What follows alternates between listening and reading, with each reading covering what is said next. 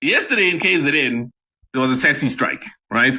Roads were empty. Yeah. Empty. And luckily, I think people realized that without taxis, you can't function. So they obviously negotiated with them. And I saw that in the evening, the strike was called off. So they obviously reached some kind of mediation process and some kind of resolution, you know? But there is an issue in the country with taxi ranks as a whole, where they pop up and dare I even say aesthetically how they look, right? So this one time, I went to Fourways Mall and I thought I was going to underground parking, but it turned out I was actually going into the underground rank. There's a rank underneath the mall. Yeah. Have you ever been there? No, I've seen but it. I've heard about it, yeah. Hey, it's a different world. It's a different world. It's like, have you ever seen mining tunnels? Yes. You can't jolly up because you drive in and then all of a sudden the road splits and there's different lines. I can imagine how much you stuck out like a sore thumb in your luxury. So I'm good. So I mean, here's my thing, right? Generally, also my thing is in Glen now because in Kulubeli Zulu. Yes. That was how buff. Of course. You know? And I obviously understand why taxi ranks pop up where they pop up. It's the same reason why taxis will just stop in the middle of the road, right? It's because we often speak of informal settlements that pop up. We did a show about this about a month ago. Those people need to travel to work, and they travel to work using taxis. Now, by Puma Jena, Basharu 7, whatever the sign is, eventually, the more people congregate there, that becomes the new rank. You see? Now, sometimes the rank doesn't look good. I'm not going to lie. I mean, you've seen there's a Twitter account that's always posting pictures of Johannesburg in 2010 versus Johannesburg now, right? Yes, and so the city is now trying to clamp down and saying, guys, you can't just open up my rank and all willy-nilly. So this is obviously a class discussion. If you've never used a taxi, you will not understand, for example, the dynamics that go into this.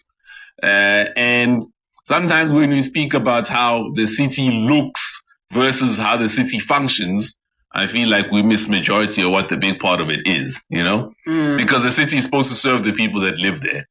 Yes, it's supposed to look good as well, but first and foremost, let it function. Certainly. I mean, Caesar, when you look at the issues around, the mushrooming of taxi rank, I believe that the city's actually done a good job in terms of making dedicated spaces for taxi ranks. And you kind of become a bit confused why you see the mushrooming everywhere. Like you're talking about Fourways in particular. There is a taxi rank inside of Fourways Mall. But then at the same time, on Winnie Mandela Road, there are other taxi ranks at the same time. And when you even look at the bylaws in the city of Johannesburg, they are quite clear, right? Just looking here now, it says that no person may park a metered taxi, minibus taxi, or a bus in a public space. So clearly, if there are bylaws also, regulating our taxi ranks, somebody in the city of Johannesburg is not doing their job. Yeah, but again, I mean, not in a show, look, guys. A taxi will stop because, there will be at a stop street, right? And because the taxi is not moving, a passenger then says, right? Because there's people that need to shift. Yes. The robot turns green. Says me like emergency. But that's why you say after robot, not before robot. Oh, please. I was even taking his email before robots. I have, but that's what I'm saying. The logical thing for you to do is to offload after robot. That way, whether the robot turns green or not, it's neither here nor there. Yes, it is a bit of a problem, especially from an aesthetic point of view. Like Umbali is making mention of Winnie Mandela Drive. By the it is a mess. There are times where you can't even get out properly because they just come there and stop in front of you and you're like, how? Then we have bigger issues. So it becomes not only aesthetically displeasing, but it also becomes a traffic hazard because when you're about to off-ramp onto Witkoppen, sometimes they leave such a small gap that you can't even off-ramp. So I don't know. It's almost like having to balance the need for transportation because people do live far from home with aesthetics. Let us know what your thoughts are. Because when we come back, I'm going to tell you some of the practical reasons why taxis operate in the way that they do. Let me tell you why taxi ranks end up where they are, right? The taxi business is a business. So let's say Four Ways Mall builds a taxi rank underground. That's all fine and well for people in Four Ways Mall. But if I'm a taxi, I know that the people that need to get a ride are not only coming from Four Ways Mall. Some people are coming from just across the road, right? Four Ways Crossing. Other people are coming from Cedar Square. Other people are coming from etc. So I need to just position myself in the main road where people can just walk across and get the thing and get the taxi. But now where does government come in? Because like Umpo was saying, then we get congestion and of course there are safety risks, right? Yeah. With the taxi industry contributing about over 30 billion to the GDP of the country and about 30 million commuters that rely on taxis every day, surely there's something that government can do in terms of infrastructure or expanding the existing taxi ranks, for example? Well, it will never be enough.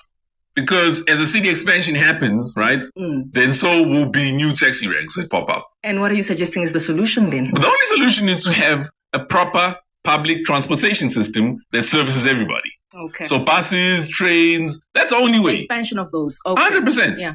Even with buses, do you remember back in the day where buses were a thing? The bus stop, there'd be a bus stop, but then people would still like stop somewhere else. The only thing is the buses wouldn't stop wherever you were standing. Because the buses were run by, well, in case it was Patco, I'm not quite sure who was running the buses, But we were just discussing it now with Umbali. Yeah. When you tell people where to go, they more likely will go there. But as you say, if the taxi drivers themselves are also following the rules and not just stopping anywhere they please, then we might have a level of direction. So again, let me explain why that in theory works, but it doesn't work practically. Yes, I know the taxi rank is there. So I'm walking towards it, but I'm running late. Then I see the taxi. As I'm still walking towards it, I flag the taxi down. The taxi is going to stop for me. Because the taxi knows what's in why is it stopping there? That's what I'm saying. Because it's a business. The taxi doesn't run the country. The taxi runs itself. Nami as a business person in Ghana, why am I going to waste now? Because it's something called a law. Why are we being lawless? So guys, let me tell you. A law is only law if it's enforceable. And they haven't even got enough jails for that. And they know that. Exactly. So now what's the deterring factor?